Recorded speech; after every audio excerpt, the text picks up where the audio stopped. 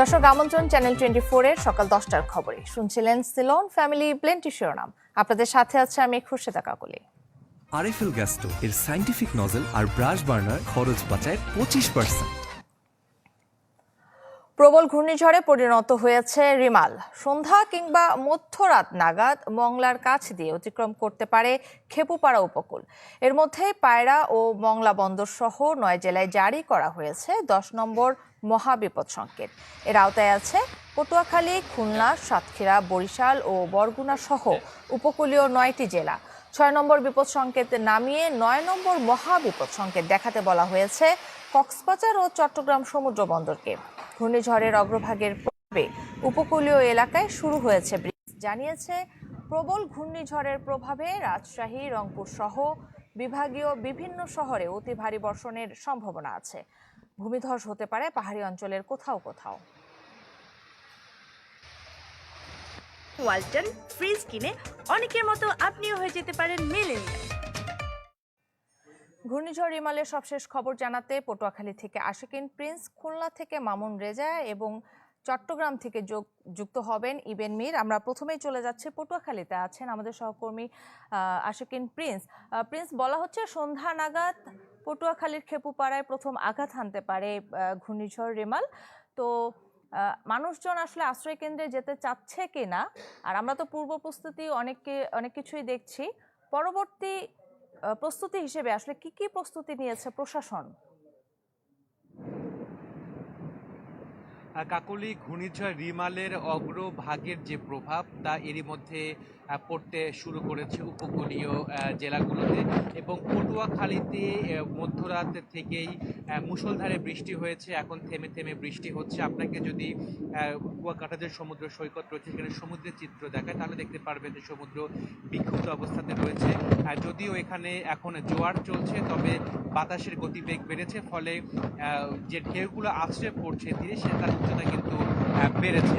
আপনাকে জানিয়ে রাখি যে আবহাওয়া অধিদপ্তরের পক্ষ থেকে যে সর্বশেষ বুলেটিন দেওয়া হয়েছে সেখানে বলা হয়েছে যে প্রবল, এবং এই ঘূর্ণিঝড়টিকে প্রবল ঘূর্ণিঝড় হিসেবে উপকূলে আঘাত হানবে বলে আবহাওয়া অফিসের পক্ষ থেকে বলা হয়েছে, এবং বলা হচ্ছে যে প্রবল ঘূর্ণিঝড় কেন্দ্রের 64 কিলোমিটারের মধ্যে বাতাসের একটানা সর্বোচ্চ গতিবেগ ঘন্টায় 90 কিলোমিটার, যা দমকা অথবা ঝোড়ো হাওয়া আকারে 120 কিলোমিটার পর্যন্ত বৃদ্ধি পাচ্ছে, এবং প্রবল ঘূর্ণিঝড় কেন্দ্রের নিকটবর্তী এলাকায় সাগর বিক্ষুব্ধ রয়েছে। আপনি বলছিলেন যে মংলা সমুদ্র বন্দর এবং পায়রা সমুদ্র বন্দরকে 10 নম্বর মহাবিপদ সঙ্গে দেখিয়ে যেতে বলা হয়েছে, তবে কুয়াকাটা সমুদ্র সৈকতে যদি আমরা চিত্র দেখি সেখানে মানুষ এই ঝড় নিয়ে মানুষের মধ্যে কিন্তু উদ্বেগ উৎকণ্ঠা এখনো পর্যন্ত নেই। আপনি দেখতে পাচ্ছেন যে সমুদ্র সৈকতে স্থানীয় যারা রয়েছেন তারা মাছ ধরছেন, জাল দিয়ে তারা মাছ ধরার চেষ্টা করছেন, এবং একই সঙ্গে স্থানীয় যারা রয়েছেন তারা এই সমুদ্র তীরবর্তী এলাকাতে অবস্থান করছেন, তারা বসে রয়েছেন। ফলে যে আশ্রয় কেন্দ্র রয়েছে আশ্রয় কেন্দ্রে যাবার মতো তাগিদ তারা স্থানীয়রা এখনো অনুভব করছেন না। তারা বলার চেষ্টা করছেন যে ঘূর্ণিঝড় যখন আরও প্রচণ্ড বেগে উপকূলের দিকে আসবে তখন হয়তোবা তারা চিন্তা ভাবনা করবেন যে তারা আশ্রয় কেন্দ্রে তারা যাবেন কিনা। তারা বলছেন যে যেহেতু তাদের গবাদি পশু রয়েছে, ঘরবাড়ি রয়েছে, আসবাবপত্র রয়েছে, সেগুলো ছেড়ে তারা সহসাই আশ্রয় কেন্দ্রে তাদের যাওয়ার কোনো চিন্তা ভাবনা নেই। যদিও প্রশাসনের পক্ষ থেকে মাইকিং করা হয়েছে এবং প্রয়োজনীয় সব ধরনের প্রস্তুতি গ্রহণ করা হয়েছে। একটি বিষয় যে ঘূর্ণিঝড়ের পরবর্তী যদি প্রবল ঘূর্ণিঝড়টি লোকালয়ে প্রবল ঘূর্ণিঝড়টি যদি ব্যাপক তাণ্ডব লীলা চালায় তাহলে ব্যাপক ক্ষয়ক্ষতি হবার আশঙ্কা রয়েছে। তবে ক্ষয়ক্ষতি পুষিয়ে নেবার জন্য এই পরবর্তীতে সরকারের পক্ষ থেকে যে বিভিন্ন পুনর্বাসন বা ত্রাণ দেওয়া হয় অথবা আর্থিক সহায়তা দেওয়া হয় সেগুলোর জন্য কিন্তু প্রস্তুতি নেওয়া হয়েছে প্রশাসনের পক্ষ থেকে। তবে এখন সর্বশেষ যে তথ্য, সাগর বিক্ষুব্ধ রয়েছে, উত্তাল রয়েছে, তবে স্থানীয়রা এখন পর্যন্ত আশ্রয় কেন্দ্রে যাবার কোনো তাগিদ অনুভব করছেন না। তো এই ছিল আমার কাছে পটুয়াখালী থেকে সর্বশেষ তথ্য। এখন খুলনার তথ্য জানার জন্য আমরা সরাসরি চলে যাব আমাদের প্রতিনিধি মামুনের কাছে।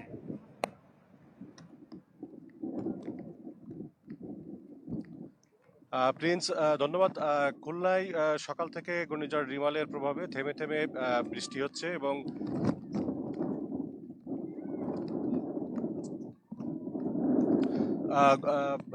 ঘূর্ণিঝড় রিমালের প্রভাবে সকাল থেকে থেমে থেমে বৃষ্টি হচ্ছে এবং সেই সঙ্গে দমকা বাতাস রয়েছে।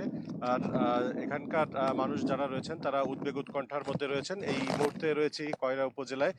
এখানে বেড়িবাঁধের পাশে নদীর তীরে যারা রয়েছেন, বিশেষ করে বেড়িবাঁধের বাইরে সেই লোকজন তারা খুবই ঝুঁকিপূর্ণ অবস্থায় রয়েছেন এবং তাদের উদ্বেগ উৎকণ্ঠার মধ্যে দিয়ে সময় পার করছেন। কিন্তু এত ঝুঁকির পরও তারা এখনো পর্যন্ত অনেকেই আশ্রয় কেন্দ্রগুলোতে যান নাই।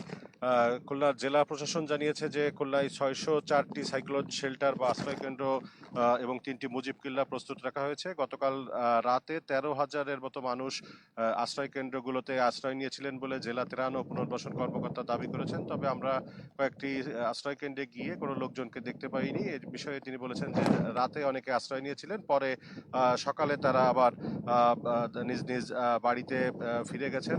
আর খুলনায় প্রায় 22 কিলোমিটারের মতো বেড়িবাঁধ ঝুঁকিপূর্ণ বা জরাজীর্ণ অবস্থায় রয়েছে। এই বেড়িবাঁধ নিয়েই মূলত কয়রার মানুষের দুশ্চিন্তা। ঘূর্ণিঝড়ে সাধারণত প্রাণহানি না হলেও বেড়িবাঁধ যদি ভেঙে যায় সেক্ষেত্রে ঘর বাড়ি গবাদি পশু সহ ফসলের ব্যাপক ক্ষয়ক্ষতি হয়। এছাড়া সুন্দরবন বন বিভাগ তারাও প্রস্তুতি নিয়েছে। তাদের যেসব ক্যাম্পগুলো ঝুঁকিপূর্ণ বা ঘূর্ণিঝড় বেশি আঘাত আনার আশঙ্কা রয়েছে, সেই ক্যাম্পগুলোর যারা কর্মকর্তা রয়েছেন তাদেরকে পার্শ্ববর্তী ক্যাম্পগুলোতে গিয়ে আশ্রয় নেওয়ার জন্য পরামর্শ দেওয়া হয়েছে। আর উপকূলের মানুষ আরেকটি বিষয় নিয়ে তারা উদ্বেগ উৎকণ্ঠায় রয়েছেন যে 8 থেকে 10 ফুটের মতো যে জলোচ্ছ্বাস বা উঁচু জোয়ারের কথা বলা হচ্ছে, সেটি যদি হয় সেক্ষেত্রে কিছু কিছু জায়গায় ঘূর্ণিঝড়ের প্রভাবে বেড়িবাঁধ ভেঙে যাওয়ার আশঙ্কা রয়েছে। এবার আমরা জানবো চট্টগ্রামের খবর এবং আমরা চলে যাচ্ছি চট্টগ্রামের ইবেন মিরের কাছে। মামুন, ধন্যবাদ। যেমনটি বলছিলেন, আসলে চট্টগ্রামেরও কিন্তু পরিস্থিতি এখন পর্যন্ত আমরা স্বাভাবিক দেখছি এবং চট্টগ্রামে এই যে এখন এই মুহূর্তে পর্যন্ত কিন্তু রোদ রয়েছে এবং সকাল থেকে আমরা কোনো ধরনের গুড়ি গুড়ি বৃষ্টি দেখিনি। তবে বাতাসের পরিমাণ কিছুটা বেড়েছে। আর যেহেতু চট্টগ্রাম বন্দর রয়েছে, বন্দরে কিন্তু এই মুহূর্তে রেড অ্যালার্ট 3 জারি করা হয়েছে এবং সাথে সাথে কিন্তু আজকে সকালে যে জোয়ার শুরু হয়েছে সেই জোয়ারের সাথে কিন্তু গতকালকে বন্দর কর্তৃপক্ষ জানিয়েছে মাল লোডিং আনলোডিং সবই কিন্তু বন্ধ রাখা হয়েছে এবং যে বড় জাহাজগুলো আছে সেগুলোকে বহির্নোঙরে এবং ছোট জাহাজগুলোকে কর্ণফুলী নদীর উজানে পাঠিয়ে দেওয়া হয়েছে ইতোমধ্যে। এবং আমরা দেখেছি এখানে চট্টগ্রাম শাহ আমানত আন্তর্জাতিক বিমানবন্দর সেটিও কিন্তু এখন পর্যন্ত স্বাভাবিক রয়েছে এবং ফ্লাইট ওঠানামা চলছে। তবে সতর্কতামূলক সব ধরনের ব্যবস্থা তারা নিয়ে রেখেছে। পরবর্তী ঘোষণা না দেওয়া পর্যন্ত চট্টগ্রাম যে আন্তর্জাতিক বিমানবন্দর সেটির আসলে কার্যক্রম স্বাভাবিক থাকবে। এছাড়া চট্টগ্রামে যে জেলা প্রশাসনের পক্ষ থেকেও প্রস্তুতি নেওয়া হয়েছে এবং সিভিল সার্জনের পক্ষ থেকে 290টি এখন পর্যন্ত মেডিকেল টিম গঠন করা হয়েছে এবং উপকূলীয় যে অঞ্চলগুলো রয়েছে চট্টগ্রামের সেগুলোতে কিন্তু কালকে থেকে মাইকিং করা হয়েছে এবং এছাড়া সিভিল সার্জন এবং যে জেলা প্রশাসন যেমন প্রস্তুতি রেখেছে, পাশাপাশি চট্টগ্রাম সিটি কর্পোরেশনের পক্ষ থেকেও কিন্তু যে সিটি ও মহানগরীর এলাকাগুলো রয়েছে, উপকূলীয় এলাকাগুলো, সেগুলোতে মাইকিং করা হচ্ছে এবং কন্ট্রোল রুম খোলা হয়েছে। অর্থাৎ এখন পর্যন্ত সব ধরনের প্রস্তুতি নেওয়া হয়েছে। তবে আশ্রয় কেন্দ্রে এখন পর্যন্ত আমরা মানুষকে যেতে দেখিনি। কাকলি। ইবেন, আপনাকে ধন্যবাদ। দর্শক, ঘূর্ণিঝড় রিমালের সবশেষ খবর জানাতে উপকূলীয় অঞ্চল থেকে যোগ দিয়েছিলেন আমাদের সহকর্মীরা। এই ঈদে কনকা হাইকোর নির্দিষ্ট পণ্য কিনে ঘষা দিন স্ক্র্যাচ কার্ডে, জিতুন গোল্ড জুয়েলারি আর আকর্ষণীয় সব নিশ্চিত উপহার। দর্শক, নিচ্ছে একটা বিরতি, ফিরছি একটু পর, সাথেই থাকুন।